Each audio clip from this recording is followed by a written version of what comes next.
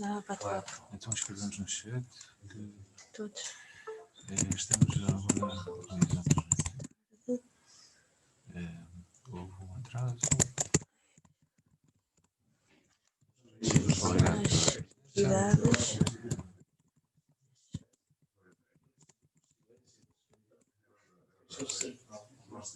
Não conseguimos apresentar então agora com o Covid, apresentamos de vez em quando. O tempo.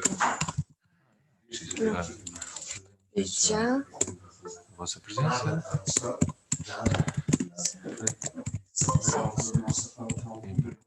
Resistência ao oxígeno. Mas eu costumo dizer que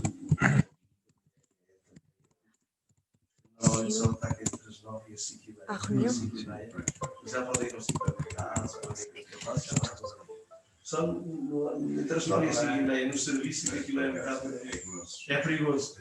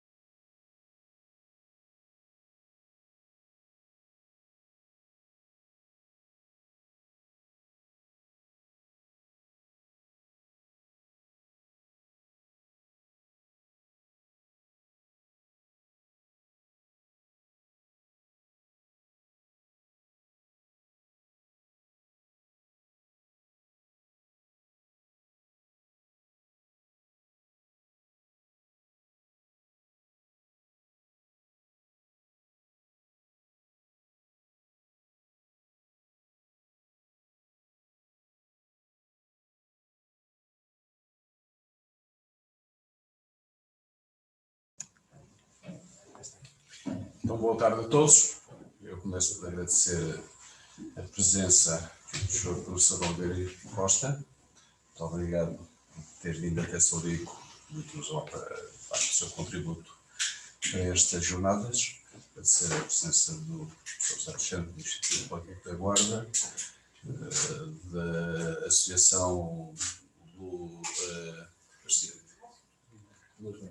Luz Linar, do Feital, Vila Franca, a presença do Sr. Vice-Presidente da Câmara de Penal de Castelo, do Sr. da Câmara Municipal de Nelas, muito obrigado, e também da presença de todos aqueles que, de forma pelas redes sociais, nos estão também a acompanhar. E esta jornada e esta intervenção minha, que agora, que pretendo que seja breve, como eu estava a dizer aqui há bocadinho, fora deste espaço, é menos importante. Estamos aqui para ouvir, sobretudo, os contributos do quem, pela sua experiência, pelo seu saber, nos vai também, com certeza, acrescentar e ajudar nas nossas tarefas futuras nestas questões de património. Ao mesmo tempo, pronto, fazer estes agradecimentos um pouco gerais também, porque estar a fazer o agradecimento nominal há sempre o risco de alguém se esquecer e ficar de fora, mas todos aqueles que durante estes 3 dias os presentearam com a presença, que nos trouxeram o seu conhecimento e a sua experiência, para todos, muito obrigado. Obrigado também para todos os envolvidos nesta organização e neste trabalho interessante e muito necessário e que é para repetir e para continuar, e penso que não vai deixar frutos, e para todos aqueles que de uma forma ou de outra colaboraram nestas jornadas.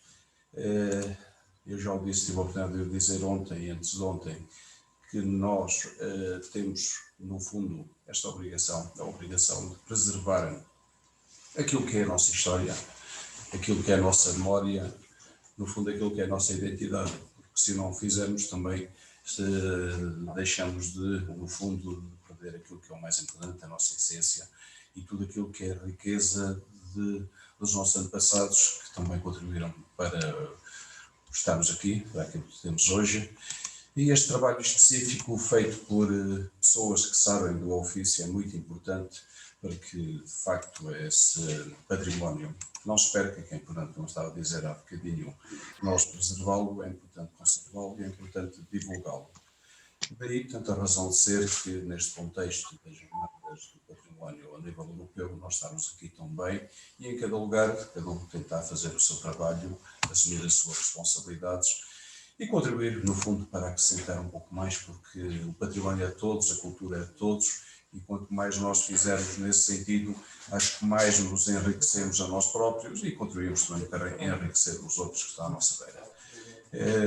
Por isso, não me alongando mais, porque vou deixar falar quem sabe dos assuntos, espero que, de facto, eu também penso que, e espero e acredito que estes dias, sexta, sábado e domingo, todos os contributos que aqui foram dados, todas estas intervenções, nos ajudou a situar-nos melhor, nos vai ajudar também para atividades ao nível do nosso futuro, que com este trabalho meritório destas jovens e jovens, tanto homens e mulheres aqui da nossa autarquia, que aqui se disponibilizaram para fazer este trabalho que já vem atrás, para nos situarmos aqui neste momento e neste espaço, digamos, temporal, e para que nós possamos futuramente também continuar com esta tarefa, porque, como já o dissemos, é importante que aquilo que nós temos não fique escondido e esquecido, e é importante que esse património seja exposto, seja divulgado, seja partilhado por todos, e é esse também o nosso objetivo. Portanto, eu termino como comecei. Muito obrigado pela vossa presença, muito obrigado àqueles que nos outros dias também estiveram aqui presentes e nos ajudaram e nos enriqueceram com o seu conhecimento. Muito obrigado à organização do evento, muito obrigado a quem colaborou e obrigado a vocês que estão do lado de lá também a acompanhar-nos, porque esta realidade destes tempos que sabemos que são normais, mas nós temos que nos habituar a ser uma normalidade um pouco menos normal, temos que ter esta responsabilidade, de facto, de partilharmos do lado de cá, com o que está do lado de lá, essa partilha da vossa parte, e desejo a todos o melhor produto.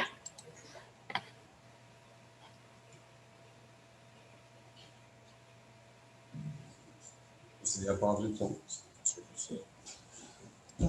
Boa tarde a todos, Sr. Presidente da Câmara de Soura Caveira, senhores autarcas que estão aqui presentes ou que estão a acompanhar-nos online, e também colegas do Instituto Politécnico Superior da Guarda e animadores. Estou aqui provavelmente, sobretudo porque sou um biógrafo do Infante Henrique, mas eu antes de falar da personalidade do Infante Henrique, deixem-me também dizer. Eu já neste momento há 7 anos que sou também conferencista de passeio, ou seja, complemento a minha atividade de professor universitário e a de romancista com o acompanhamento de grupos de turistas em viagens culturais. Já percorri boa parte do mundo dessa forma, aqui até ao Japão, aqui até à África do Sul, falta-me o continente americano, mas com muitas viagens dentro do nosso país, para os mais variados recantos. Para vos dizer, em primeiro lugar, que o potencial cultural de cada pequena localidade do nosso país é enorme e que há um público ávido. Eu trabalho a partir de Lisboa, mas a partir de Lisboa juntam-se-nos pessoas vindas do Norte, juntam-se-nos pessoas vindas do Algarve, portanto não é o interesse, é um interesse geral dos cidadãos deste país, e muitas vezes depende da forma como eles são captáveis. Eu vou dar um exemplo centrado em Lisboa, mas insisto, é um fenómeno geral do país, que procura qualquer monumento serve desde que nós o saibamos integrar num passeio com um mínimo de coerência, com bons restaurantes ao pé, que também não é fácil, agora mesmo, portanto, onde é possível juntar a gastronomia, a paisagem e o monumento ou o museu. Isto aplica-se regra geral a todo o país, e depois o segredo é encontrar as articulações. Nós no nosso país temos, felizmente, temos também muitas articulações desse género. Eu estou a pensar, por exemplo, aqui não muito distante, a Rota do Românico, que parte das beiras do Douro e que vai até o distrito de Vila Real e até o distrito de Braga, e que me parece que é um circuito muito completo e muito interessante. E que, evidentemente, o Infante Dom Henrique presta-se a coisas parecidas, seja numa circunscrição mais curta, seja até em circunscrições em perspectivas mais alargadas. É sobre isso então que é partindo não só... Também tem que ir lavar as louças e a casa, como é? Ter experiência acumulada, que me parece que já é razoável, acerca do interesse do cidadão comum, minimamente culto e com um mínimo de poder de compra.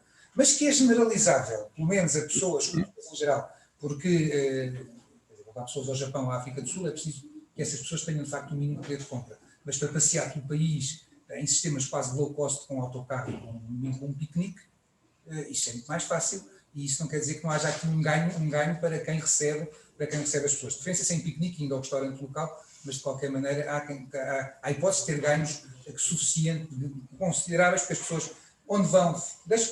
Para subir, se quiser, eu digo-lhe ali o caminho que vai dar à estrada, que é fácil. Pode ser muito beneficiado pela circulação de pessoas.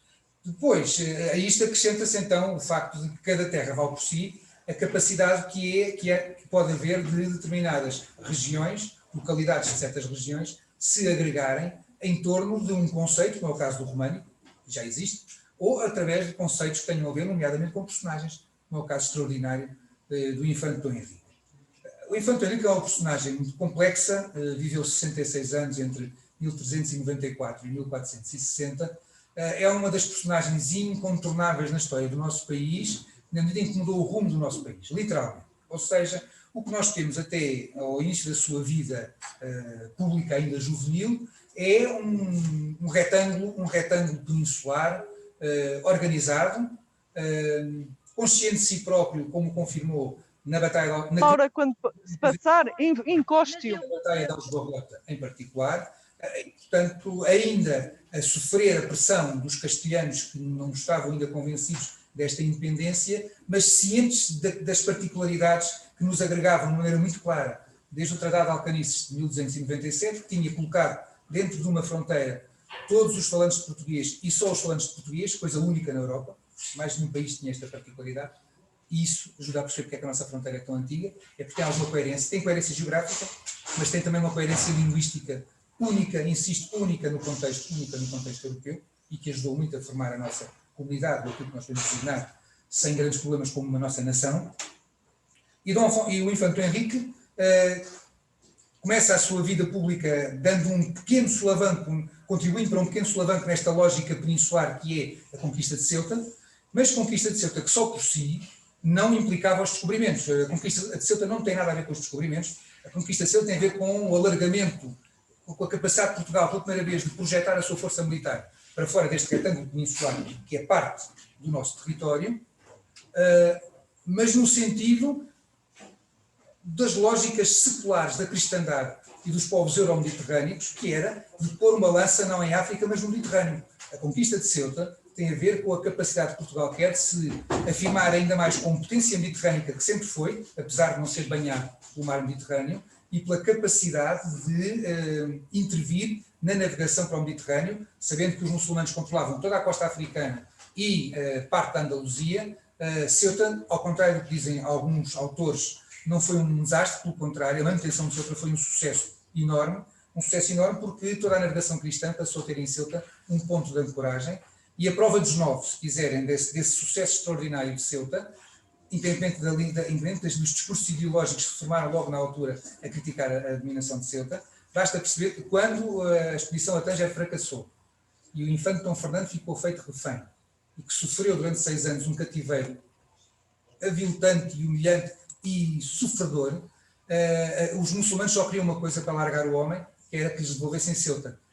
E Ceuta valeu mais que a vida de um infante. Um infante não é uma pessoa perdida, desconhecida, é um irmão do rei, é um tio do rei, é uma personagem importante, e a capacidade que o país teve durante 6 anos de aceitar o sacrifício do infante para não perder Ceuta é significativo. Mais, da única vez que o governo português, através do regente Dom Pedro, teve a tentação de tentar resolver o assunto, a expedição que foi enviada a Ceuta para tentar negociar uma troca de Ceuta pelo infante Dom Fernando foi atacada pelos genoveses no Algarve. O capitão-mor da Armada foi assassinado durante o combate, porque aquilo é um tiro seletivo, e a tentativa de fazer essa troca morreu de vez. E, portanto, não só era um sucesso para os portugueses, como era um sucesso para os genoveses, como era um sucesso para toda a navegação cristã do Mediterrâneo Ocidental, a presença de Portugal em Ceuta.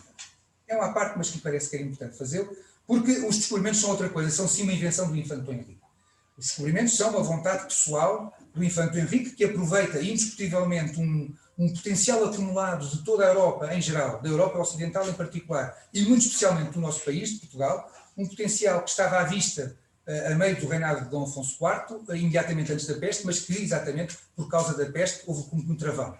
Dom Afonso IV já tinha previsto atacar Marrocos, Dom Afonso IV já tinha proclamado que as ilhas adjacentes ao continente eram portuguesas, e só não concretizou esse interesse, esse movimento de ocupação, porque entretanto veio a peste negra, com todo o distúrbio que isso causou na Europa, e porque os seus sucessores, particularmente o rei Dom Fernando, do ponto de vista da diplomacia foi muito inábil e arrastou Portugal para outra coisa que não era a expansão marítima, mas sim uma tentativa de interferência em Castela, que resultou em 3 guerras desastrosas, todas elas perdidas para Castela, e com o risco que Portugal teve de perder a independência nessas circunstâncias.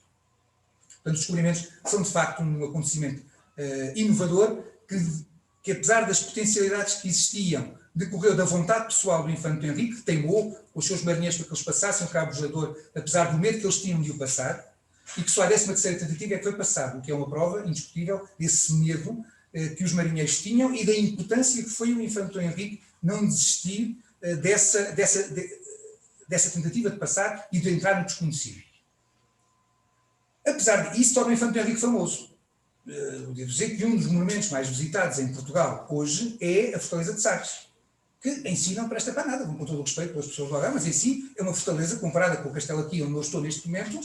Vamos ver qual é que vale mais, se é entre a Fortaleza de Sagres e esta bela torre de Nájera, nós estamos agora a trabalhar aqui no castelo de Celurico da Beira, ou qualquer dos castelos de todos os autarcas e pessoas que estão aqui à minha volta em níveis culturais nos vossos concelhos, a maior parte desses castelos são tão mais interessantes do que a Fortaleza de Sagres. Não tem nem 1/10 das visitas que a Fortaleza de Sagres.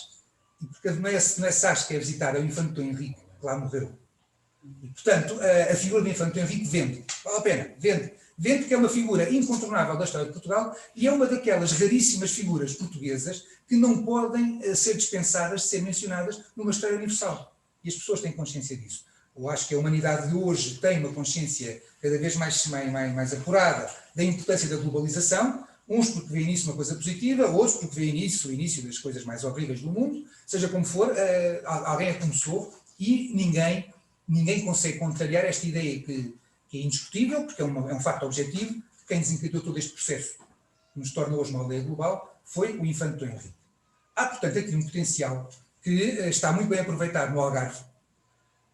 E me parece, eu disse isso há pouco numa outra conferência que fiz aqui esta manhã, quando eu preparava a biografia do Infante Dom Henrique, a minha maior surpresa, logo ao princípio, quando tentei estabelecer os seus itinerários, foi perceber-me que, ao contrário do que eu julgava, e creio que é aquilo que todos nós julgamos de uma maneira geral quando não estudamos a segunda personagem, eu já era professor de História há 20 anos, quando fiz, durante 20 anos julgava também uma coisa que afinal não era verdade, o Infante Dom Henrique viveu muito pouco tempo no Algarve.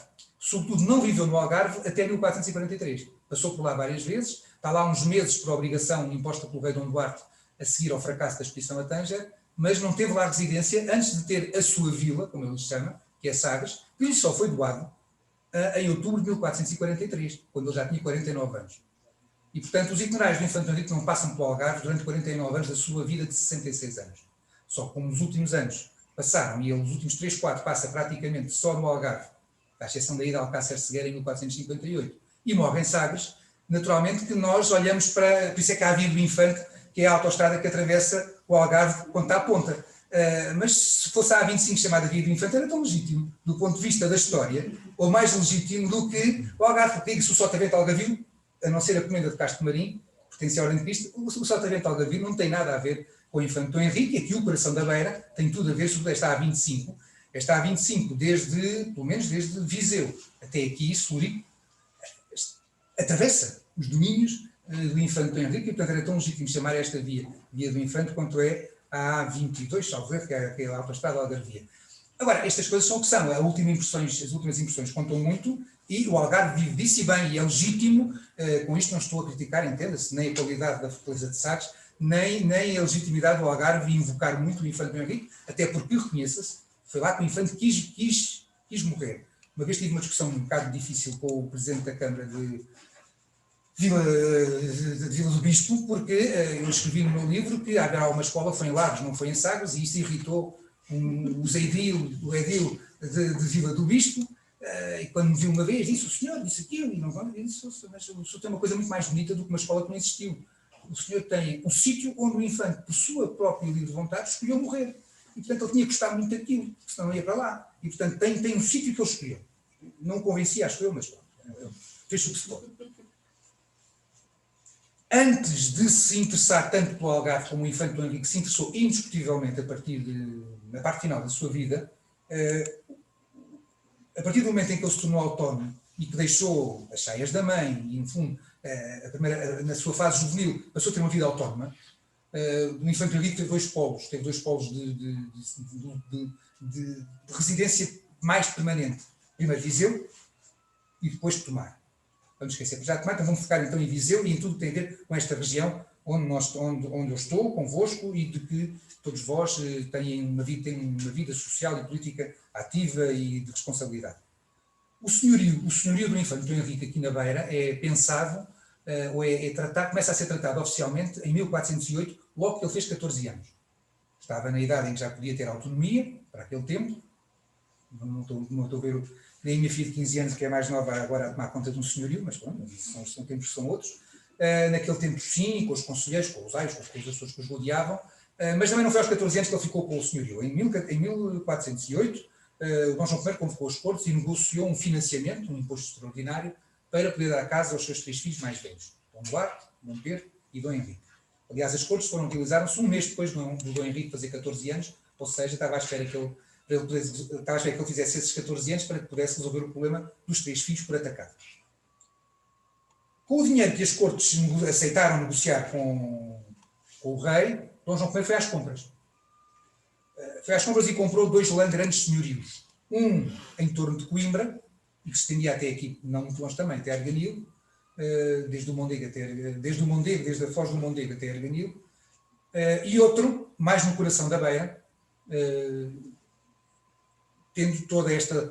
apanhando toda esta encosta da Serra da Estrela desde Ceia, e depois mantendo-se nesta zona, nesta linha que era a estrada antiga, daqui chegando a Celurico, curvando para o ocidente, em direção ao mar, e até Viseu. A escolha destes senhorios é insignificativa, porque na verdade o infante Dom Henrique, com o senhorio de Viseu, que vinha até aqui até Celurico, e que tinha ainda do outro lado da serra a Covilhã. E o senhorio, quase colado a sul do infante Dom Pedro, ocupavam a via tradicional de invasão de Portugal. Aliás, nos anos 90 do século XIV, já depois da Batalha de Aljubarrota, Viseu ainda foi saqueada por forças castelhanas, salvo ver, em 1300 na década de 90, eu não sei agora qual o ano, mas ainda Viseu ainda foi incendiada pelas tropas que eram comandadas por Dom Dinis, filho neste caso de Dom Pedro I.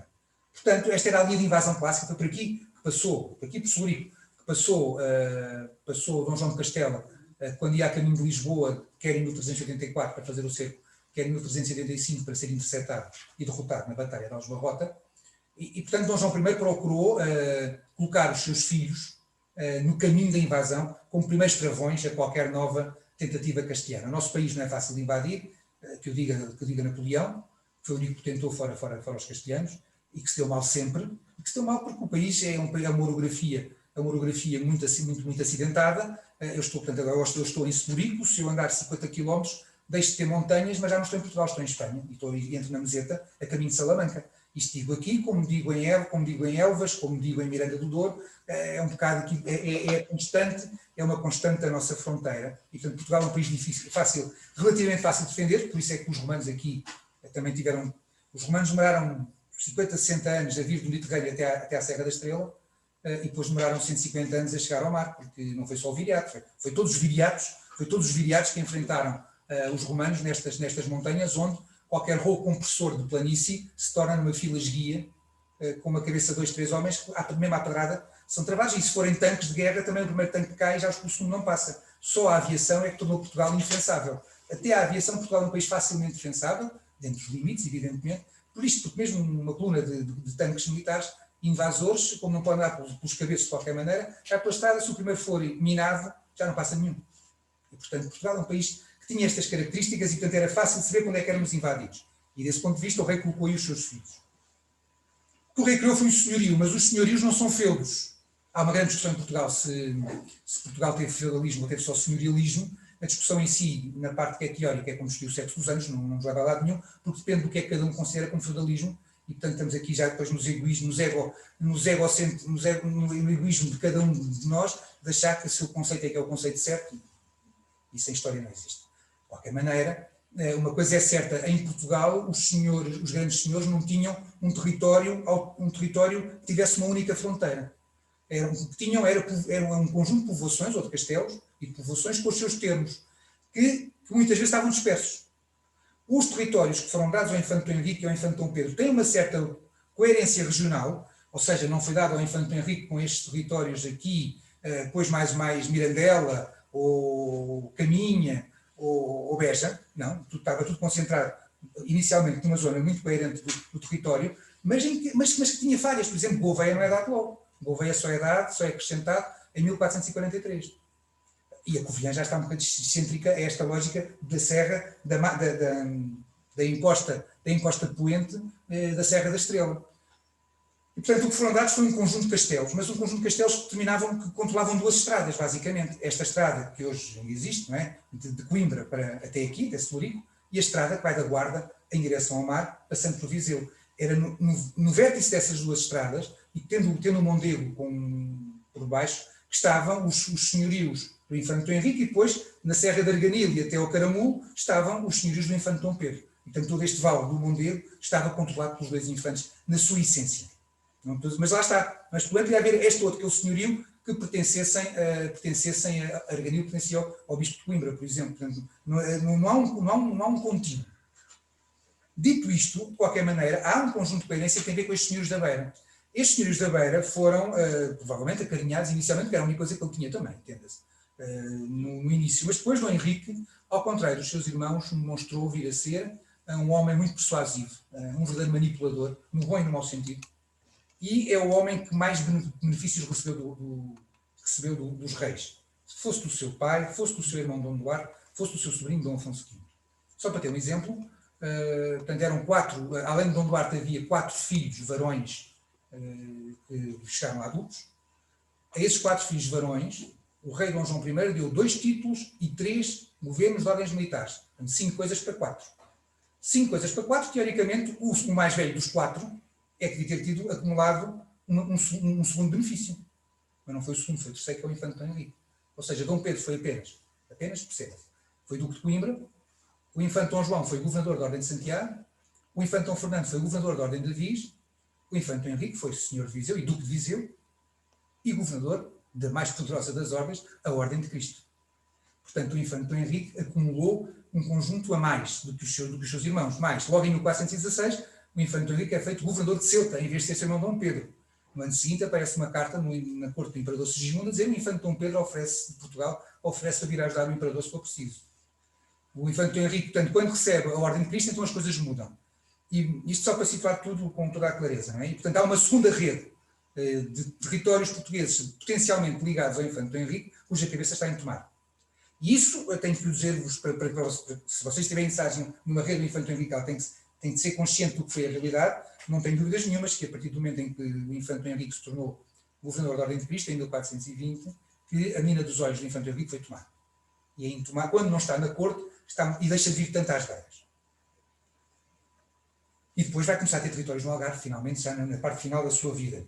E tanto estava interessado nos territórios algarvios, que quando em 1456 quer ser alcaide-mor de Silves, e o rei já não quer dar mais nada, faz uma troca. E, portanto, para receber a alcaidaria-mor de Silves, prescindiu do senhorio de Gouveia, que não estava integrado no grande senhorio que lhe foi dado inicialmente em 1411. Dito isto assim, qual é a vantagem que o infante Dom Henrique tem para um turismo cultural nesta região? Tem que estes territórios, portanto, vêm de Sátão e de Viseu até Ceia, são a essência da sua condição de príncipe. Foi por aqui que ele começou e ele nunca largou isto. Como já aceito, trocou Gouveia por Silves. Mas insisto, Gouveia no contexto dos senhorios henriquinos é um acrescente, que é dado em 1443, não fazia parte, vamos falar a expressão, do pacote original. Aquilo que é a doação original que o rei faz em 1411 esteve nas mãos dos duques de Viseu Beja até Dom Manuel I subir ao trono, em 1495. Nunca, nem Dom Henrique, nem os seus sucessores alienaram nenhuma parcela desse senhorio. Que, insisto, não é uma linha, não é um conjunto, é uma sucessão de senhorios, muitas vezes próximos uns dos outros, mas que não têm uma única fronteira, cada senhorio vale por si, e que são uma fonte de rendimento indiscutível do infante Dom Henrique. O infante Dom Henrique tinha esta vantagem de que, a não ser que no ano de seca podia ter menos vinho, podia ter outra, mas tinha sempre rendimentos da terra que lhe tinha sido dada e de que ele era o administrador. E, portanto, a base que sustentou toda a sua vida pública são estes territórios. Territórios que, apesar de não serem muito visitados pelo infante depois da sua juventude, portanto, depois da segunda década do século XV, eram territórios onde a sua marca era particularmente importante. Eu exalto só, e não quero me alongar muito mais, mas queria chamar a atenção para 2 ou 3 episódios que me parece que ajudarão a explicar isto antes de chegar à parte do que é que se pode fazer hoje. Primeira coisa é perceber que, mesmo estando mais virado para os territórios da Ordem de Cristo, ou mesmo depois mais instalado no Algarve, o infante Dom Henrique tem teve sempre muito cuidado na administração das feiras locais. Intervém particularmente no caso de Viseu, que era a cabeça do seu senhorio, mas há um interesse, e está provado no julgamento em Ricina, que o infante Dom Henrique continua a dar muita atenção à vida económica de cada uma destas suas vilas e senhorios, nomeadamente na sua animação económica através das feiras. E na maneira até que muitas vezes pede para que uma feira de 15 dias passe a ser 2 vezes de uma semana em diferentes alturas do ano para animar a economia de uma maneira diferente. Portanto, é indiscutível que o infante Dom Henrique continuou com uma grande atenção aos seus territórios. E há um episódio que é particularmente significativo. Passa-se em 1441. Em 1441, o país estava numa espécie de praticamente guerra civil devido ao facto de os tios paternos do rei menor, Dom Afonso V, que subiu ao trono com 6 anos em 38, agora tinha 9 anos, Os tios paternos, portanto os filhos de Dom João I, Dom Pedro, Dom Henrique e Dom João, não estavam interessados em que a sua cunhada e viúva de Dom Duarte fosse a regente e que pudesse, por essa via, atrair a Portugal os tios maternos do rei, os seus irmãos dela rainha, que estavam aqui não muito longe. O infante Dom Henrique dos Infantes de Aragão era mestre de Alcântara, portanto aqui mesmo ao lado da fronteira portuguesa.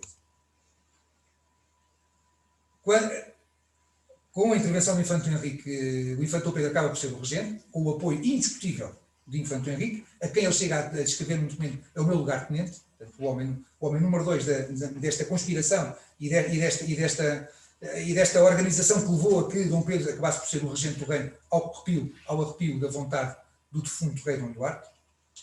É o momento em que a rainha, antes de fugir de Portugal, está cercada no Crato. E quem vai cercar a rainha ao Crato é o infante Dom Pedro, é o infante Dom João, e são os sobrinhos, o conde de Arraiolos e o conde de Orém. Dom Henrique não está nesse cerco. Nesta região da Beira, não nos seus castelos, porque os seus castelos eram dele, e portanto ele tinha lá alcaides que lhe eram fiéis, e que eram, portanto, que estavam ligados à sua causa de defender que a regência coubesse ao infante Dom Pedro, mas aqui à volta, nessa altura ainda Gouveia, ou depois Belmonte, e depois todos os castelos da parte norte do atual distrito da Guarda, ou de Viseu, muitos deles tinham os seus senhores, ou os alcaides dos castelos, davam a dar voz pela rainha. E enquanto os tambores da guerra soavam no Crato como um cerco à rainha, o infante Henrique veio aqui com um pequeno séquito e limitou-se a visitar cada um dos senhores dos castelos. Eu não sei o que é que ele conversou com cada um deles. O que nós sabemos é que cada vez que ele saía de cada um dos castelos e terminava essa visita, o senhor que até então estava pela rainha passava a estar pelo infante Dom Pedro. E, portanto, o que nos mostra-nos o poder persuasivo do infante Dom Henrique, mas mostra-nos, sobretudo, o respeito que ele continuou, o respeito que as pessoas daqui lhe tinham, e de que, mesmo com o seu entusiasmo pela Ordem de Cristo, e depois com os descobrimentos, que acabou por lhe desviar a atenção destas terras beirãs para terras cada vez mais a sul, e para um horizonte que só terminava depois na Índia, a verdade é que o infante Dom Henrique continuou não só a administrar sempre, com toda a atenção, todos os territórios que tinha nesta região, como continuou a ser a figura de referência nos momentos de crise. E, portanto, no meio de uma crise, ele aparece aqui e todos os senhores da Beira lhe reconhecem essa autoridade e esse conselho, e, portanto, ele chegou aqui e, em vez de andar a fazer guerras, ou porque ele era contra as guerras que não fossem contra os mouros, e, portanto, em vez da guerra, ele preferia ser persuasivo, e na sua persuasão foi, de facto, capaz de fazer com que se evitasse uma guerra civil, porque, a partir do momento em que a fidalguia da Beira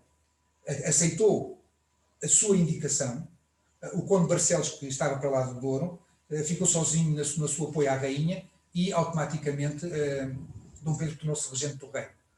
E, portanto, um dos momentos decisivos é esta afirmação do infante Dom Henrique como senhor da Beira.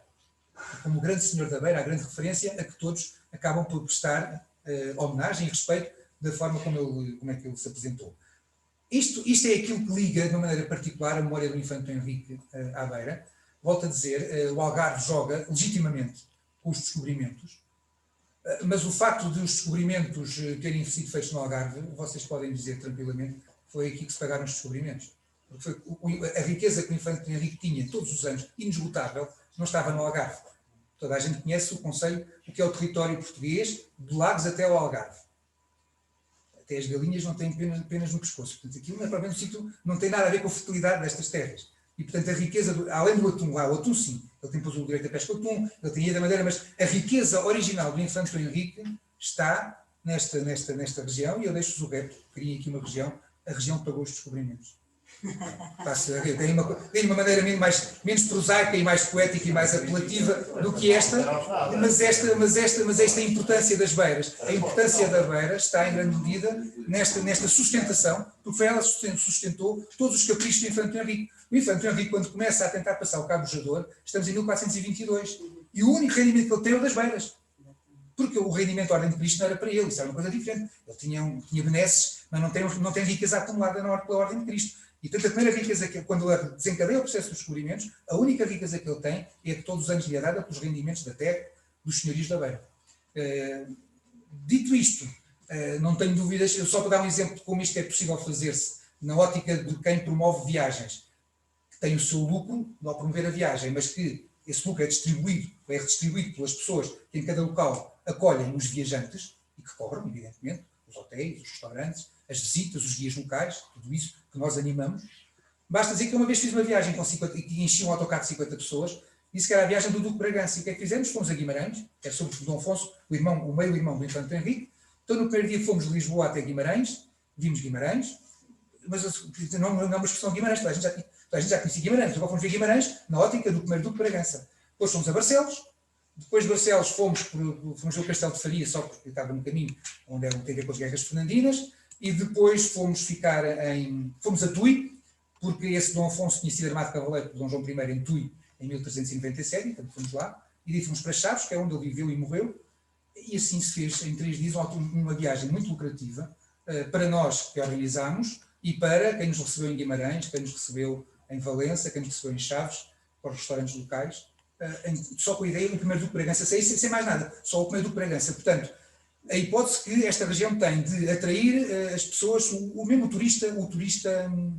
turista avulso que anda por aí, de férias, seja de bicicleta, seja de carro, ou de mochila às costas, sejam os autocarros de turistas mais completos, tem aqui uma potencial, é lembrar essas pessoas que o Henrique dos Descobrimentos, que eles não falam no Algarve quando lá vão, começou aqui. E era aqui que era esse senhor, ele foi Duque de Viseu toda a sua vida, e esse Ducado de Viseu intocável passou para os seus herdeiros, até que o quinto Duque de Viseu, que então já se chamava por outras razões políticas, Duque de Beja, se tornou rei de Portugal, e todas estas terras voltaram momentaneamente à coroa, depois foram aqui administradas conforme os sucessores de Manuel I entenderam. Bom, eram estas ideias que eu para já tinha para vos apresentar, dentro da minha experiência, historiador e de animador cultural. Pela minha parte, fico à vossa disposição, ou enfim, numa altura qualquer deste debate. Eu propunha que se juntassem à mesa, então, os diretores do veterinário. Queres que eu saia agora? Quem consegue agora falar? Acho que há espaço para os quatro na mesa. Eu ponho aqui de lado, já falei. Posso ficar menos visto. E obrigada. Acho que o repto está a ser lançado e impulsionado aqui de fundo.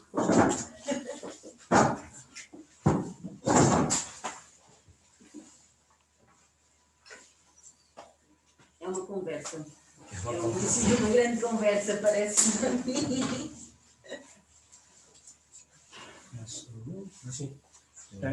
Portanto, eu quero agradecer o convite que foi feito às Escolas de Turismo e Hotelaria do Instituto Hipotec da Guarda. Foi com um grande entusiasmo que tomei conhecimento desta iniciativa e ainda mais entusiasmado fiquei depois de ouvir o Dr. Oliveira Costa, não é? E, portanto, penso que a ideia base, com este entusiasmo, tem com certeza pernas para andar. O turismo é também hoje já visto como uma ciência e, portanto, é com muito interesse que vejo o interesse das câmaras municipais e destes elementos que estão a tentar levar e fazer algo novo também para animar toda esta região e, portanto, é importante para nós sentir que também já percebem isso e, portanto, o apoio científico, chamemos-lhe assim, de uma área que é multidisciplinar e, portanto, eu tenho aqui a Câmara de Celurico como uma Câmara exemplo nesse sentido, com pessoas capazes e preocupadas e que estudam também estas questões do turismo e, portanto, acho que é um bom exemplo, haverá outras com certeza, e o nosso papel enquanto escola, enquanto politécnico aqui na região, é precisamente esse, também ajudar a desenvolver a região.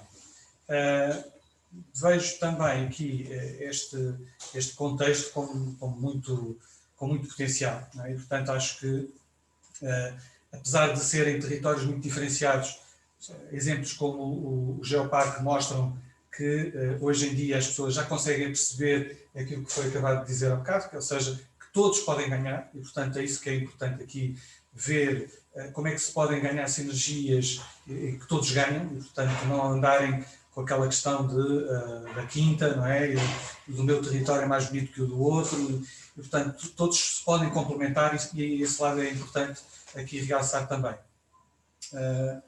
Penso que também este movimento da história, não é? O redescobrir o interior com alguém que descobriu o que estava para fora, não é? O resto do mundo, portanto acho que é uma uma linha muito interessante e, enfim, o slogan de quem pagou também não está mal. Embora tenha que ser burilado, claro, tem que ser burilado. Mas acho que sim. E, portanto, há aqui toda uma panóplia de questões que eu acho que são muito interessantes, muito desafiantes. Não são fáceis, obviamente. Há aqui muito caminho a fazer, com certeza. E a escola e o Politécnico estão, com certeza, à disposição para aquilo que julgarem necessário e, portanto, para participar também ativamente e com muito interesse nesta iniciativa. Não sei se como ponto de partida chegaria. Ok. Obrigado. Nós queríamos agradecer na pessoa do Sr. Presidente o convite e também aqui o painel, os colegas do painel. Portanto, nós somos, eu chamo Carlos Fernandes e eu Pedro Januário, nós integramos a direção da Luz Lunar. A Luz Lunar é uma estrutura de investigação artística portanto, é acreditada pela Direção-Geral das Artes, pelo Ministério da Cultura, e estamos aqui mais ou menos nessa qualidade. Claro que isto depois toca de alguma maneira, pode tocar de alguma maneira a animação cultural, como vinha sendo dito, na medida em que há propostas que podem ser integradas neste contexto. Portanto, nós aqui achamos aqui que, relativamente a esta iniciativa, que há aqui dois níveis interessantes. Um nível através do personagem que nos transmite toda a história do personagem, ligado aos descobrimentos, concretamente, e depois ao território em si, portanto, e esses aspectos territoriais. Portanto, uma vez que penso que, embora sejam únicos, têm que ser pensados de alguma forma separadamente, uma vez que estamos a falar de pelo menos 20 localidades ou 20 concelhos, não sei muito bem como é que se pode dizer isso. Portanto, há que terem atenção também a esse aspecto, porque é uma grande diversidade, portanto, e a maneira de os unir tem que haver um facto relevante para isso. Depois há também eu no fundo acho que há aqui uma coisa importante. Por um lado são os 50 anos, os primeiros 50 anos do século XV, no território, e é interessante investigar e conhecer como era o território nessa época e quais são os elementos que temos que nos chegaram até agora. E depois, por outro lado, temos a história, temos o personagem, quer dizer, fundamental nesta história, é mostrar toda essa abrangência e essa interterritorialidade. Agora, relativamente ao território, era importante que nós tenhamos mesmo um conhecimento, e uma vez que é um território muito diverso e que envolve muitos municípios, é importante ter esse conhecimento e perceber, de facto, que ligações é que pode haver, é que se podem encontrar, porque no século XX existiu vida cultural, existiu a vida artística, não no sentido em que coisas lhe damos, mas existiu a vida criativa, havia teatro, havia também havia artesão e também havia, de alguma maneira, também havia alguma poesia. Portanto, ou seja, nós temos alguma coisa para conseguir descobrir nestes 50 anos que marcam a vida do infante ligada a este território. Pronto, eu penso que seria por aí, e depois, num outro nível, no fascínio da sua história, tal como o professor nos falou, e de manhã também nós estivemos a ouvir de manhã a conferência.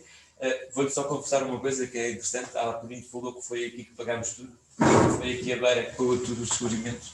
Nós tínhamos tido uma conversa destas pai há um ano e tal, e nós tínhamos dito, mas afinal isto foi tudo pago pelo pessoal lá de cima da beira, porque quer dizer, embora... Não direi, mas bastante. Sim, uma parte muito significativa, exatamente. Porque nós dizíamos que está visto que os descobrimentos foi uma empreitada privada. Nós até dizíamos uma brincadeira pública ou privada, digamos assim. Mas foi exatamente isso. E então descobrimos, mas de onde é que veio o dinheiro? E então nós descobrimos que o dinheiro tinha vindo de fontes, grosso modo, não é? Tinha vindo cá de cima. E agora foi surpreendente vê-lo dizer essa coisa fabulosa. Bom, eu acho nós temos disponíveis para este projeto, para tentar encontrar, na medida do possível, a construção do projeto, aliás, para participar na construção do projeto, que nós pensamos que tem que ser mais ou menos apoiada nestes dois níveis. Portanto, uma questão é o território, quer dizer, isto é uma proposta, não é? Digamos assim, mas como são coisas bastante diferentes e que têm níveis também de investigação diferentes, não é? Porque uma coisa é, do ponto de vista histórico, toda aquela abrangência, e outra coisa é o território mesmo em si, não é? Que deve ter coisas interessantíssimas nesse sentido. E eu acho que isso pode ser um ponto de partida e é também o nosso contributo nesse sentido. Não sei se o Pedro queres falar alguma coisa. Não, assim, do ponto de vista depois da ideia de derrota, terá que vir em resultado disto que o Carlos estava a dizer e destas duas dinâmicas. Acho que sintetiza bem, podem haver 3 dinâmicas ou 4 dinâmicas, mas estas duas é o sentido do território. Exato. E o personagem, não é? Sim, a história. O personagem no contexto da história de global, porque o início do descobrimento é uma coisa fascinante. Portanto, e então, daí que nós já tínhamos este fascínio também. Sim, isto por causa da globalização. Exato. Da globalização é que nós começámos a pensar nisso. E por causa da primeira metade do século XXI. Exatamente. A primeira metade do século XXI e a primeira metade do século XV, é verdade. Postos em paralelo, trabalhados enquanto Há 600 anos, como é que é? Como é que se produzia e tentar construir esse paralelismo. Desde a própria questão da navegação, exato. Não é? A questão da velocidade, mas hoje em dia são questões que... e o facto do próprio território aqui também ser vasto, não é? A questão da tecnologia, a questão da mobilidade, a questão da empreitada das grandes empresas globais deste início do século XXI e a empreitada para os descobrimentos, dos poderes económicos. Sim. E a questão da ordem de Cristo, não é? As dialéticas, as grandes dialéticas, o que move, não é? Isso também pode ser interessante do ponto de vista da investigação, do ponto de vista cultural, a relação entre aqui o interior e o resto do mundo pode ser posto em comunicação e do ponto de vista criativo pode-se chegar a propostas muito interessantes do ponto de vista da dimensão cultural. Também do ponto de vista económico, do desenvolvimento económico, há quem falou nos mercados, mas havia também os próprios territórios, nós também lemos algo já dentro dos próprios senhorios, portanto dentro dos próprios também havia uma dinâmica muito própria, que ele tinha conseguido imprimir, uma dinâmica muito própria nesse sentido. Ele tem uma administração própria, que são próprios, privada, e que tem que, um senhor tem todo o interesse em aumentar a produtividade para receber mais impostos. Claro, agora é que se corta, em vez de aumentar a produtividade, em vez de pensar em ter mais impostos, pensa-se em ter menos despesas. Mas naquela altura, eles pensavam mais em ter mais impostos do que em ter menos despesas. E, portanto, há de facto aqui um desenvolvimento económico também acentuado, quando as terras deixam de estar apenas ligadas formalmente ao rei. A terem um senhor por cima e um senhor ambicioso como António. Isso é um fator de estímulo inevitável. Aceleração. Até porque ele precisava desses recursos, não é? Para o seu investimento mais. Exatamente. Portanto, eu acho que isso é interessante também descobrir como é que essas coisas funcionavam no momento e que de forma elas foram chegando ou foram evoluindo. Porque as coisas não pararam, não é? Houve sempre uma evolução.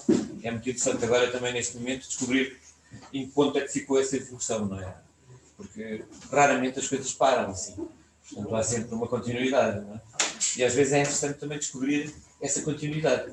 Portanto, e nesse processo da criação de rotas ou destes desafios que constituem a criação de uma rota ou de um percurso, ou o que quisermos, sobre isso, é interessante perceber como é que as coisas evoluíram até à contemporaneidade.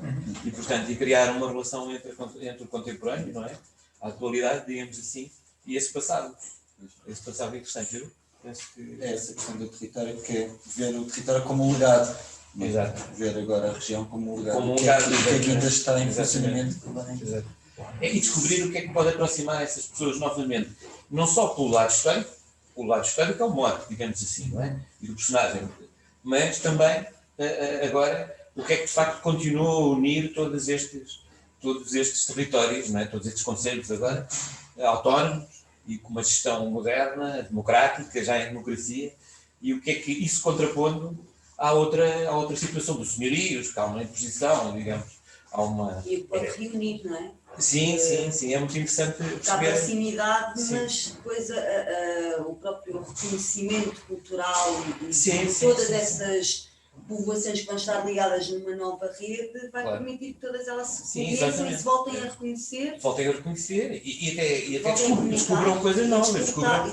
Descubram coisas novas, porque evidentemente que uma investigação deste género remete para aí, remete para a descoberta de novas coisas que existem, que estão, mas que estão marginalizadas, porque entretanto perderam o seu tipo. É perfeitamente normal quando se começa a pensar sobre isto, baseado nessa parte, partindo dos factos históricos, partindo dessa circunstância, e pronto. E a seguir apoiando, e confrontando com a atualidade, com a modernidade. Acho que é a parte mais significativa. É muito interessante porque falou nas marcas do território. Isso é muito interessante, as marcas. Porque essas marcas é que devem ser motivo de pesquisa inicial.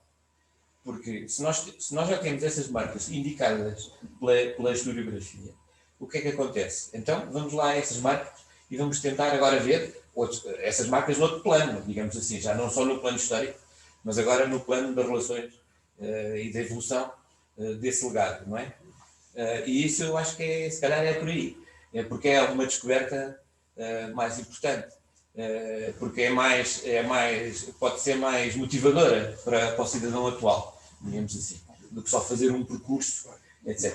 Portanto, será muito mais completo, um percurso que começa e é impresso pela história, mas que depois tem uma continuidade e uma abrangência noutras disciplinas e noutros caminhos. Isso será só um pretexto para agregar. Exatamente. Sim. Um pretexto, mas muito significativo, não é? Porque portanto, o próprio tema, portanto, é agregador de alguma maneira e ao mesmo tempo também ajuda a uma concentração destes aspectos. A criar uma identidade. Uma unidade. Exato. Que possa ser explorada também em outros níveis. Porque vejam, há experiências, nós podemos comparar isto com outras experiências que foram feitas também, não é? Nós podemos chamar aqui para a conversa outras experiências, por exemplo, as aldeias históricas, as aldeias dos xixos, todo o género. E nós podemos também aprender, isso foram projetos muito meritórios, mas que tiveram as suas dificuldades, não é? E nós já sabemos o que é que isso aconteceu. Portanto, agora também não convém criarmos e repetirmos os mesmos erros, aliás, temos que aprender exatamente com isso. E também perceber uma coisa muito importante, é onde é que estão as pessoas atuais nestes projetos. Porque geralmente essas pessoas, as pessoas que vivem, por exemplo, as pessoas que viviam nas aldeias históricas, não existem. Não é? Porquê? Porque as aldeias históricas desapareceram, porque tinham de desaparecer, primeiro estavam em decadência e depois todos os projetos que foram feitos havia uma outra ideia, havia outro modelo de desenvolvimento. E eu acho que o modelo de desenvolvimento deste género de projetos deve ter as pessoas atuais, as pessoas que vivem no centro. Porquê? Porque eles é que são, no fundo, para já são eles que preservaram os factos históricos. A história não propriamente dita, mas todos esses elementos. São esses que vão receber as pessoas depois, ou seja, é uma forma de os integrarmos na cadeia e transmitir. E também de os motivar e tornar a sua vida muito mais interessante e muito mais útil, digamos assim, neste grande espetáculo que é a vida, né? Que a vida se tornou assim, num espetáculo monumental, onde as pessoas não sabem muito bem o seu sítio e onde as pessoas têm dificuldade em encontrar um lugar. Não é? Mas não, o lugar das pessoas está onde sempre esteve, embora agora, pronto, haja assim um problema com esse lugar, não é? Há uma dificuldade em encontrar esse lugar, mas eu acho que sim. Também do ponto de vista da arquitetura, tu queres falar alguma coisa? Estes lugares todos? Levantamento, exatamente, não sei se existe algum pois nós conhecemos isso, porque há património edificado naquele meio século, não é? É interessante perceber qual foi o património que foi edificado naquele meio século. O que quer que ter sido por iniciativa do Infante ou não, isso não interessa muito, porque a influência é tão grande, que isso acontecia, não é? As pessoas imitavam, isso é muito interessante. Um caso mais espetacular são as muralhas de Viseu, que são feitas por ordem do rei no tempo do Infante Henrique, mas cujos restos na cidade de Viseu são chamadas muralhas de Afonso V e não do Infante. Exato. Isso é uma relação difícil que... Exato. Exatamente como é uma coisa muito curiosa, o Dom Henrique, ao afastar-se da Beira, a relação com Viseu não é... Não sei se há aqui alguém que disse neste momento. A acompanhar-nos, claro que a cidade hoje procurará realçar o nome, mas que na altura... A prova é esta, as muralhas feitas pelo Dom Afonso, por ordem do Infante Henrique, e por supervisão dos seus homens, são chamadas, o resto que existe é chamado muralhas de Dom Afonso V. Também não é verdade, também não é mentira, sim. Mas é a afinidade que está estabelecida com o Dom Afonso V e não com o Infante Henrique, que o Infante Henrique obrigou um bocadinho, ele é que fez a cara de mal, que isso tenha... Outra coisa que se pode também, já agora, só poder, nos monumentos em Vicino, foi uma pesquisa sistemática que se fez a propósito das promoções em Viquinas, de 1960, e que e que está consubstanciado na publicação de 15 ou 16 volumes. Por exemplo, há muitas cartas, há muitos documentos que referem os seus servidores, dele, Infante Henrique, e a sua ou origem, ou naturalidade, ou onde é que servem o infante, ou onde servem a coroa, sendo escudeiros ou cavaleiros da casa do Infante Henrique e que são providos de cargos régios. E há um conjunto deles, eu não sei agora de cor, mas sei, porque eu li essas cartas todas, sei que vi muitos que tinham a ver com estas terras. Lembro de Ceia, lembro de Gouveia, lembro de Surico, não posso garantir que tenha visto algum, mas genericamente há pessoas, não necessariamente nas caravelas dos descobrimentos, mas na gestão de todo o património henriquino, ou como homens depois servem a coroa a pedido, porque ao contrário de agora, em que nós ficamos muito intimidados com as cunhas, naquele tempo era oficial. Está escrito nas cartas, eu é o rei, no meio, fulano tal, há um xerife ali, a pedido do meu tio Infante Henrique. Não é, o meu tio pediu, eu tenho um lugar vago, é para ele. Mas isso dá-nos hoje aqui uma rede de ligações, que é uma questão de ver quais são as que têm interesse para aqui. Quer dizer, a rede existiu. O que é que interessa para... E pode ser que acabem por apanhar uma personagem, com sorte, uma ou duas, que depois tenham outras ligações históricas, com os seus descendentes a outros feitos da história da região. Já não tem nada a ver com o Infante Henrique. Claro. Exato, mas é uma boa... Ou andar para trás, há muitos... Naquele tempo, como eram mais complicados, a aposentadoria era só aos 70 anos, e portanto as cartas de aposentadoria dizem onde é que eles estão. Os que chegam lá, quando tal, que atingiu os 70 anos, pediu-se carta de aposentadoria, eu dou e está, e era ali, era lá. Claro. Isso é interessante. E há uma parte humana, não é? Uma parte humana. Exato, sim. Outra coisa já agora que eu queria também referir. Só queria, portanto, contar a todos, né? Já temos opinado de verificar umas leituras da entrada. Eu já parei que perdi parte do programa, o programa começou de manhã e já muita coisa foi trabalhada. Portanto, eu apresentarei pessoal nelas e achei muito interessante, por isso é que vim aqui. Hoje temos também o programa de Basto e tive que fazer esta corrida para estar presente e também para fazer este ponto, esta ligação. O município tem todo o interesse em participar ou colaborar portanto, nesta rota ou circuito de terras do Infante.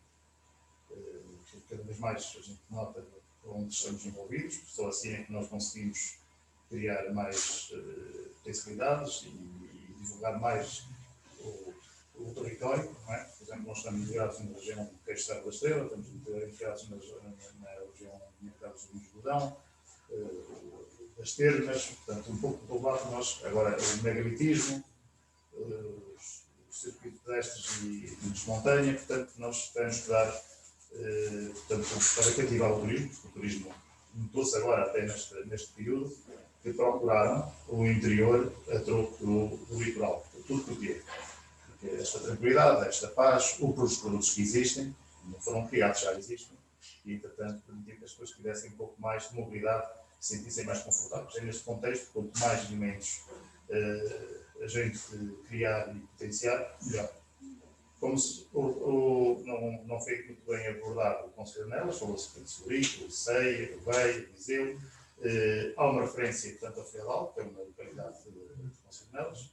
Eu gostava de professor, ou portanto, ao painel, alguém que depois das conclusões me fizesse chegar, portanto, quais foram os seus fundamentos que ligaram portanto, a terra do Feudal ao Infante, nem que ele fosse lá de passar. E agora que se comenta que havia ali um produto de caça em Agueia, que eu gostava de caçar às terras da Agueia, portanto, que é o que eu freguesia, que já veio conselho.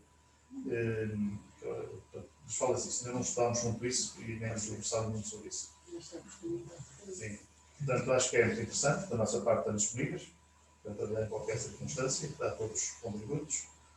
E a minha mensagem assim de momento, porque também tenho outras responsabilidades, porque sou-se mais longe comigo, né? Mas aqui é a Nélia João Saltinho, portanto, eu queria estar presente e também mostrar nossos contributos em termos de autarquia, que estamos disponíveis para elas se necessário. E potenciar isto, né? Porque só assim fazer uma rota num circuito fechado vai muito lá, né? Mais aberto formos, mais formas termos que comunicar e divulgar. E cada vez mais os territórios, quem se fecha nele próprio, acaba por quase de implodir, não é? Nós temos aqui agora aqui ao lado um grande potencial, que é o projeto espanhol, não é? A gente nota isso. Então, na linha, eu tenho feito algum trabalho também de proximidade com a autarquia de Elvas, e quando os espanhóis atravessam uma ponte, o comércio nota-se logo, não é? E nós também estamos aqui na Irlanda da fronteira, não é? Já tudo isso. Da nossa parte, tem o meu contacto, penso que é Lia, tem o meu contacto, é fácil, portanto, pais.santos@cnnelas.pt e estou disposto a trabalhar e concluir com tudo francês. Sr. Presidente, eu não sei responder à sua pergunta, mas isso depois tem que ser. Não, claro, isso agora tem que se ler, né? Essa é a investigação. Agora, uma coisa curiosa é que agora eu quando ia para Foscoa, tinha grandes relações com Foscoa, e ainda tenho, lógico, falavam na altura em que o clorinho, né? O clorinho de Foscoa, para mim, é um dos mais bonitos do país.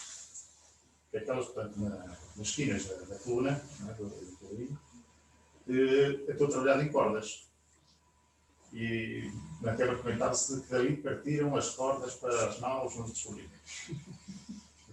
Poderia ser, não é? Poderia ser. Agora, como diz aqui saiu daqui parte das coisas mais importantes. O que eu disse aqui não saiu nada para o chão, aqui saiu a riqueza que pagou os descobrimentos. Pois, mas às vezes pode haver outras ligações. Claro, até porque nós sabemos, eu para o tempo de infantarismo não sei, mas depois para o tempo da carreira da Índia, isso está estudado praticamente logo a seguir, e quando a procura à escala nacional é muito mais forte, para a carreira da Índia, para alimentar as naus da Índia, foi o país todo. Isso, por exemplo, toda a bacia do Douro é que produzia o linho, que depois era tecido em vela, em Vila do Conde, e acabado em Lisboa, ou muitas vezes acabado já lá mais à frente.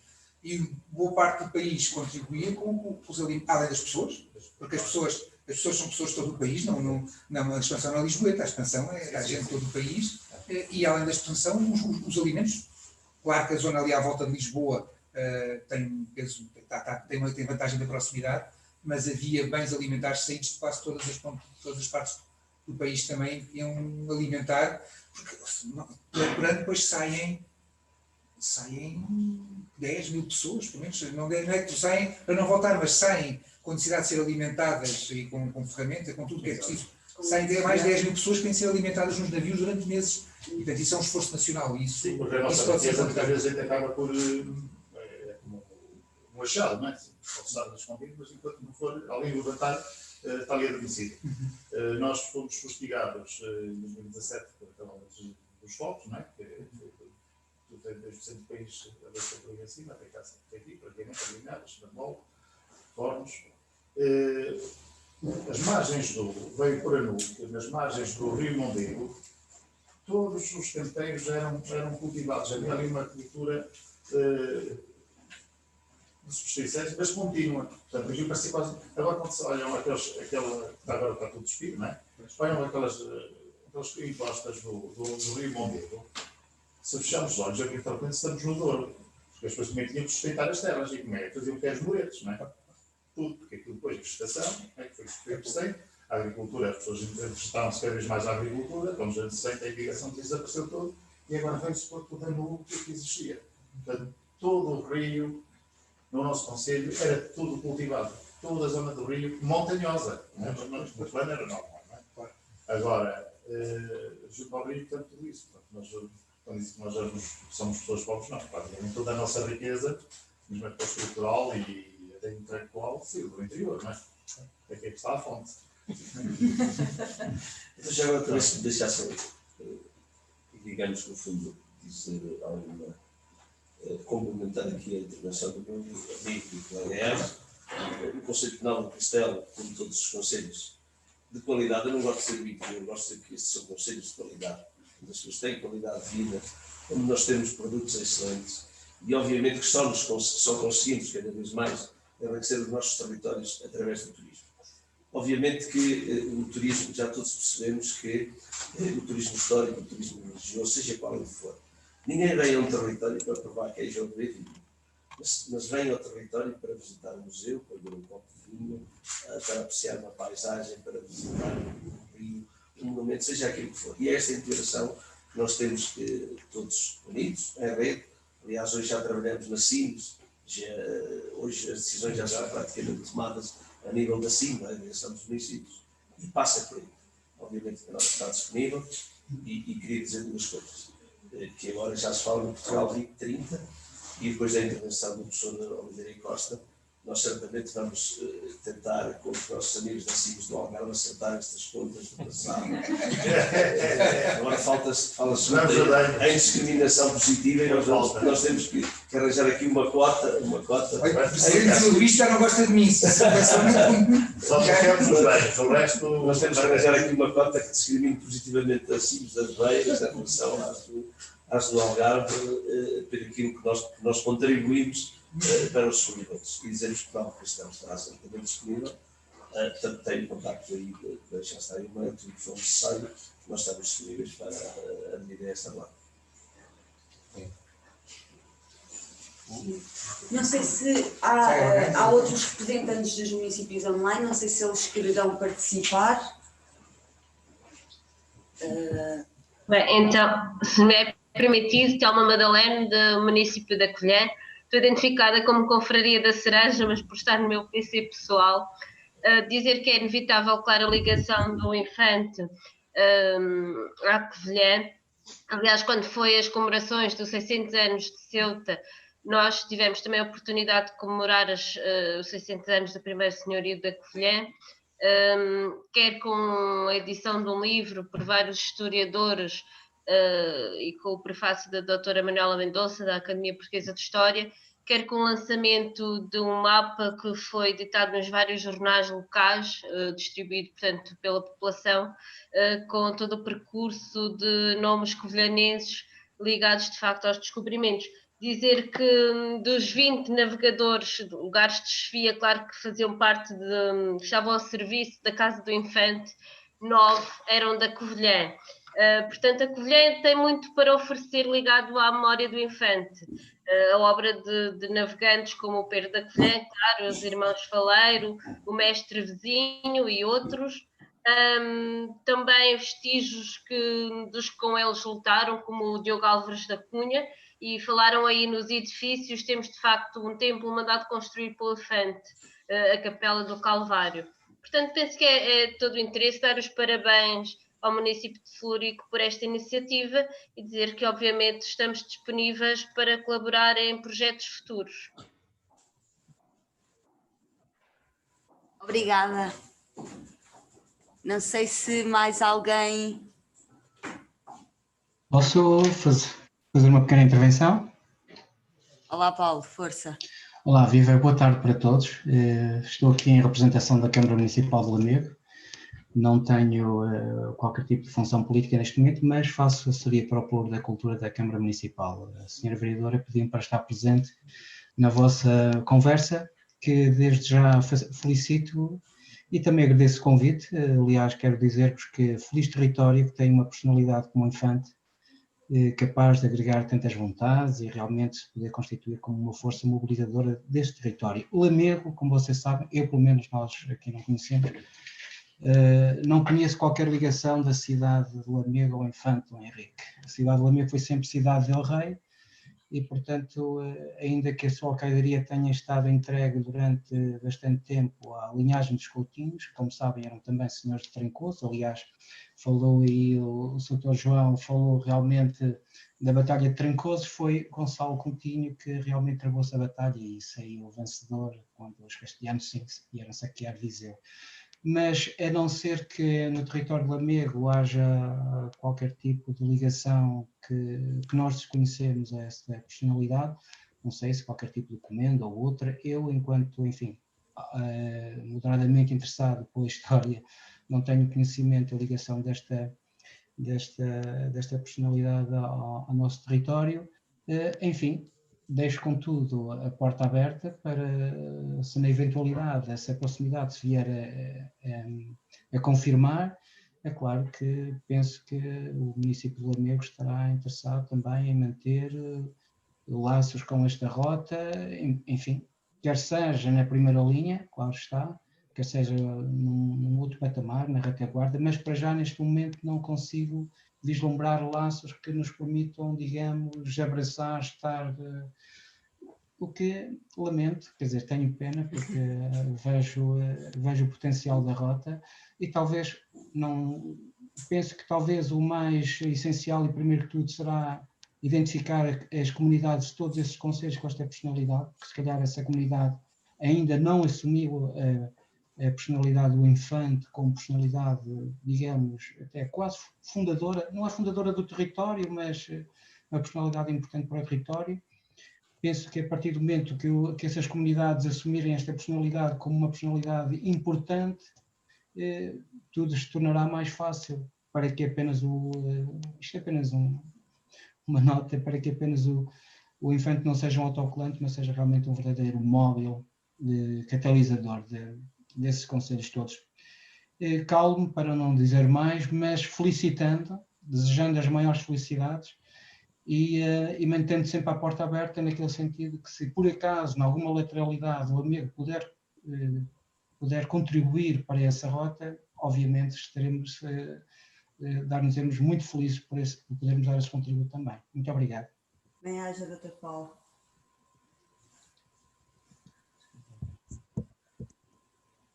Não sei se mais alguém quer participar. Daniel, Paulo Longo, Filipe.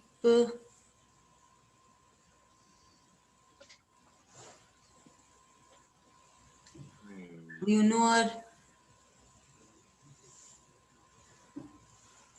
Bem, de qualquer forma, parece-me que estamos todos a assumir que há um bom ponto de partida e que há muitas bases de que podemos partir para um longo caminho, porque obviamente não é uma coisa que se constrói em 2 passos, não é? Vão ser precisos vários, desde a parte da investigação. Sim. Força! Dr. Paulo. Precisa de ligar o seu microfone, penso eu. Eles estão a ouvir agora? Sim, sim. Peço desculpa, estava aqui com alguns pequenos problemas técnicos. Não há problema. Pronto, também só para dar uma palavra muito breve, em primeiro lugar para agradecer o convite. Estou aqui em representação, portanto, do Sr. Presidente da Câmara Municipal de Anhanha Nova, que não pôde estar presente, portanto, nesta ocasião, e congratular a Câmara de Solito da Beira pela iniciativa que, entretanto, promoveu ao longo destes dias. Esta iniciativa, pronto, tem um detalhe que é muito interessante reparar.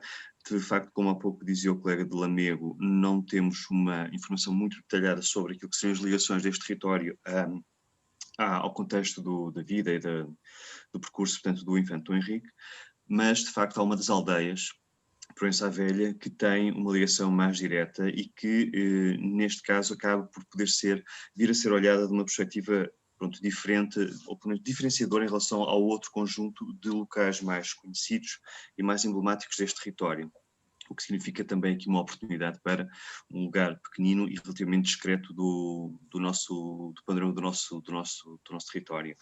Sobre esse ponto de vista, Idanha, portanto, está também disponível para, de uma forma ou de outra, portanto, poder colaborar nesta iniciativa, portanto, nos caminhos que ela venha a tomar.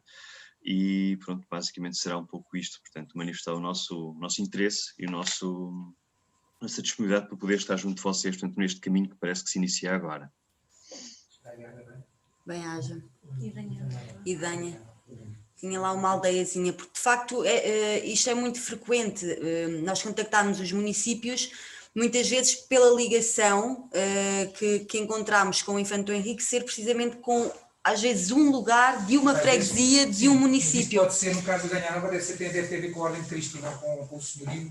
Eu encontrei na lista das terras que... Lá está que isto era uma coisa descontínua, não era? Exatamente. Lamego, de facto não, Lamego não foi senhorio do Infante Dom Henrique. Em contrapartida, Lamego é um dos sítios cruciais de todo este processo, que é em Lamego que a família se reconcilia toda, portanto há uma altura em que em 1442, estão lá o Infante Dom Henrique, o Dom Pedro, o Dom Afonso, e é lá que é feito o Duque de Bragança ou Dom Afonso. Há os filhos também, portanto Lamego pode, no limite, de Lamego há o interesse de evocar de alguma maneira este momento crucial, no fundo é em Lamego que é criada a Casa de Bragança e o Dom Henrique está no meio daquela... Exato. No meio de toda essa... Está também a juntar-se a nós o Daniel, que precisa de ligar o microfone? Não. Não sei se me conseguem ouvir. Sim, força. Pronto, eu não tenho muito para dizer, mas era só para dizer que estou em representação da Câmara Municipal de Vozela e que obviamente estamos também disponíveis e interessados em participar neste projeto. Pozela, exato. Portanto, no nosso caso, será Pozela integrava os julgados Lafões e, portanto, temos diversas aldeias, diversos lugares que constam do inventário dos bens do infante. Exatamente, e os pontos de partida também, apesar do Dom Henrique ser, no fundo, o filão, depois aquilo que se pode aproveitar é precisamente para aprofundar a história local desses territórios de uma forma muito mais abrangente, que até podem levar a descobertas. Exatamente. Pode ser um ponto de arranque para derivas já mais claro, notáveis. Claro. Embora, obviamente, depois a rede sirva esse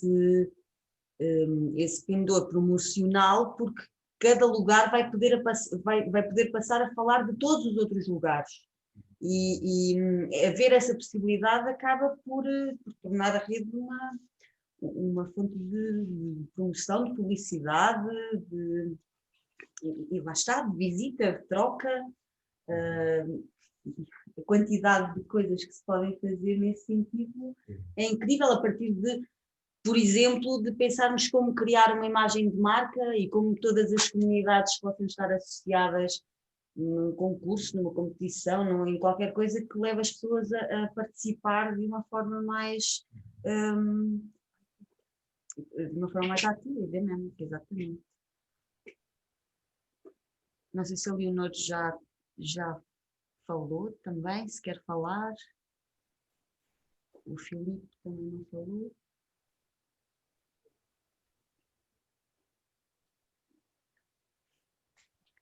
Bom, aproveitando até aqui o silêncio, vou agradecer ao professor João Paulo a excelente notícia que nos trouxe a respeito deste facto histórico em Lamego. Claro que fico desde já muito interessado em saber mais sobre este acontecimento histórico e, é claro, na medida em que realmente essa figura crescer em Lamego, nós também cresceremos na Rota com todo o gosto. Muito obrigada. Se calhar, eu agora tenho uma pergunta muito prática, que é, se calhar até o professor José Alexandre poderá responder de uma forma mais pragmática, que é, qual é o passo seguinte? Desde logo, nós somos famosos por fazer grupos de trabalho, não é? Em Portugal faz-se grupos de trabalho para tudo, mas eu aqui penso que seria necessário definir um grupo de trabalho mais ou menos, também não muito extenso, inicialmente pelo menos, que pudesse pensar e apresentar algo mais concreto, com linhas mais orientadoras e sendo este caminho conscientemente longo, não é? Com etapas, com um faseamento que seja realista, não é? Portanto, acho que era importante também ter esse ponto. Agora, é sempre difícil, não é? Quem é que é envolvido, há sempre estas questões mais sensíveis. Aqui, por exemplo, o Instituto também, tal como no Geoparque, por exemplo, tem um papel charneira, digamos assim, ou de concentração de interesses. Nós também estamos disponíveis, obviamente, também para contribuir para esse grupo. Agora, também realmente não sei completamente tudo o que está por trás deste início, mas acho que poderia ser esse o caminho, ou seja, formar um grupo de trabalho que pudesse criar os alicerces, de uma proposta mais concreta e faseada aos intervenientes. Por outro lado, como vimos hoje, também já temos ferramentas que nos permitem reunir à distância e, claro, e às quais estamos a ficar cada vez mais acostumados, felizmente, não é? Porque nos permite até... grupos muito alargados, depois criam uma certa entropia, é sempre mais difícil, não é? Portanto, mas obviamente que depois pode ir alargando ou com outros subgrupos e podemos trabalhar por áreas, acho que isso é possível, mas acho que do meu ponto de vista seria importante, enfim, aquela proposta que nós tivemos acesso, já tem ali 3 ou 4 ideias, não é? Mas talvez consubstanciar um bocadinho mais as coisas e criar mais um plano mais concreto, mais elaborado. Eu acho que era importante dar esse ponto de partida com um grupo não muito alargado, mas que depois fosse dando conta do seu trabalho e da sua evolução, ou criando subgrupos depois por áreas que pudessem ir desenvolvendo aquilo que fosse definido inicialmente. Mas é uma sugestão inicial. E parece que a identificação também geográfica dos pontos a trabalhar neste momento também é importante. A percepção das importâncias, não é? Podem ser definidas com vários critérios, e isso permitir depois criar todo esse trabalho inicial. Não é? Claro. A história também tem muito a dizer. Depois um levantamento em loco também do que existe, falando ao bocado do património construído que exista, que possa consubstanciar visivelmente todas estas questões que estivemos a falar, e depois já todas as outras mais não são tão visíveis, não são tão palpáveis, mas que depois podem ser descobertas, realçadas, de outras maneiras, de várias maneiras. Muito bem. Não sei se querem fechar com alguma palavra. Não sei se devo chamar. Não? Então, aqui em voz off, aproveito para agradecer a presença de todos. Que seja realmente um ponto de partida, em que partimos todos de igual, com igual importância, porque a ideia é trabalhar precisamente em rede. Fico muito contente por ter tido a oportunidade de impulsionar este movimento a partir de Celurico da Beira e agradeço a todos os que nos foram seguindo ao longo das jornadas e esperemos que de facto tenham sido lançados muitos pontos de partida e que sejam corridas de longo curso com metas muito apetecíveis ao alcance de todos e principalmente das comunidades que são as primeiras que têm que aprender a conhecer e aprender a ensinar o seu próprio património, porque é isso que nos rodeia, que nos faz muito ricos daquilo que somos aqui. Bem-ajam. Obrigado.